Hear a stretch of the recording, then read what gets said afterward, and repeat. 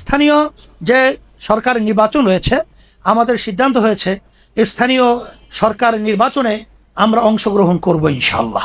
আমরা এককভাবেই আল্লাহ রহমতে আমরা নির্বাচনে প্রতিদ্বন্দ্বিতা করবো ইনশাআল্লাহ।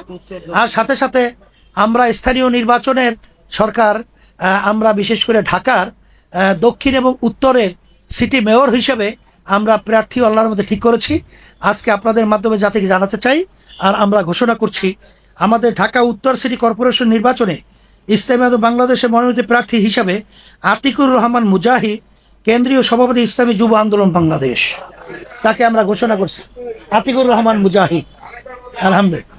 আর ঢাকা দক্ষিণে আমরা প্রার্থী হিসাবে আমাদের সাবেক ছাত্রনেতা হাফেজ মাওলানা ফজলুল করিম মারুফ, আমাদের কেন্দ্রীয় প্রচার ও দাওয়া বিষয়ক সম্পাদক, আপনাদের সুপরিচিত, আপনাদের মহব্বতী